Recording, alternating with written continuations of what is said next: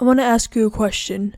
When I say top 10 current cornerbacks, what comes to mind? Your answer is most likely something along the lines of Jalen Ramsey, Trevon Diggs, Pat Surtain, Stephon Gilmore, Quandre Diggs, etc. But the player I'm here to talk about is someone you might not know exists. His name is Amani Oruwariye, and yes, it's hard to pronounce. And I'm going to be proving that he's the most underrated player in the league and is a top 10 or at least a top 10 or a top 15 cornerback in the league. First things first, let's look at his background. Coming out of Penn State, listed at 6'2", 205 pounds, he fell to Detroit in the 5th round of the 2019 NFL Draft. At the time, many analysts were calling him a steal. In his final year at Penn State, he had 50 tackles, 39 of them were solo, 11 passes defended, which is basically when you make a play on the ball, and a forced fumble, which were all career highs.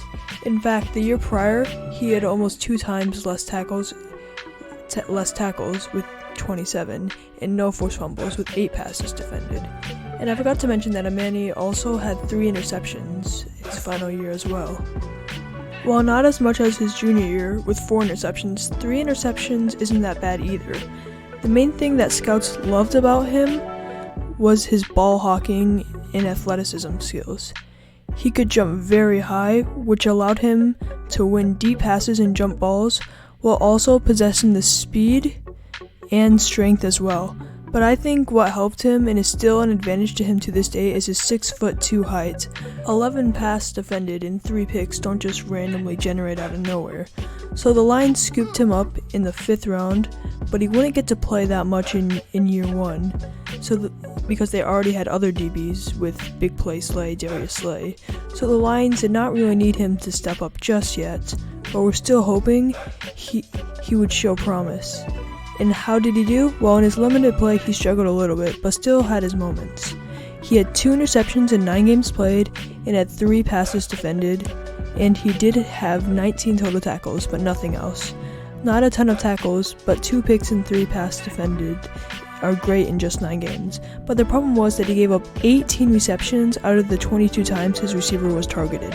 That means that in 9 games, the receiver that he was guarding was targeted 22 times, and he allowed a reception 18 times. That's 82% of the time he gave up a reception. He also struggled with coverage in college as well, so that's not a surprise at the time. But he showed that he can still be a ball hawk. Regardless, the Lions were going to need him to step up in 2020 with big play Slay gone to Philly. So he got to play in all 16 games in 2020, and he improved drastically. He had 53 total tackles, which is almost triple the amount he had last year in total tackles and tackles per game. Even if he played double the amount of games that he did in 2019, he would only have 38 tackles, but in 16 games in 2020, he had 53, while having 1 tackle for loss. And he received triple the amount of targets, 76 to be exact, than 2019. 76 targets was 27th most in the league. And he allowed 42 receptions, which isn't great, but a heck of a lot better than 2019. 55% compared to 82%. That's really good. 42 receptions allowed was good for 48th in the league. He also had the talent and the athleticism to be a ball hawk and tackle and make big plays. And he pieced a lot of it together. He was terrific with jump balls. Even if he only had 1 pick, he still got 7 passes defended. He put less focus on ball hawking and more on tackling and coverage. And while he had the pieces, most of it was put together, but still not all of it, and was still not in the conversation among the top DBs in the NFL. But the 2021 to 2022 season was his breakout year. While he only played in 14 games due to injury, it was still a career year for him. First, let's talk about tackling. He had 57 tackles and 1.5 tackles for loss, which are both career highs, even though he played 2 less games than the year prior. Okay, now I'm going to prove to you why he's a top 10 cornerback in the league. These stats I'm about to tell you are just in 14 games. Okay, his ball hawking skills in 2021 were now his peak. He had 6 interceptions. Yes, 6, which is 3rd in the entire NFL. Yeah, he showed he can make plays while also having 11 passes defended. He He had 73 interception yards, and this is on 69 targets. He is definitely a top 10 cornerback in the league, no matter if you throw it deep or if it's obvious that you're going to throw it his way or not, he will make a play on the ball. You can take him head on, 1v1, zone, man, you can test him with the best wide receiver and the best QB talent, he will still make a play on the ball. He has always had the athletic ability and the intangibles, he just couldn't quite put it together. Now he did. He also had a fumble recovery too.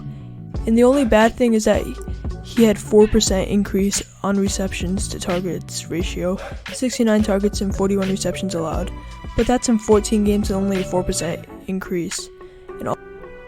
He is a guy who, if he's close to your guy, can make a play on the ball and is super athletic, and a guy you do not want to test, and he will only improve next year. It will be just his 4th year in the NFL. That's plenty of time. And this is not a fluke. He is always improving his numbers and will continue to get better. The only reason he is unnoticed is because he's on the Lions. Irrelevant, not really good team. And he is also not a shutdown corner. He's good in coverage but not Jalen Ramsey type good, which he doesn't need to be with his ball hawking skills. The stats say it, the eye test says it, and his game says it. Amani Oruwariye is a top 10 cornerback and a Pro Bowl stud, and that's final. Have a good day, and click the videos on the screen for analysis like this. Thanks for watching.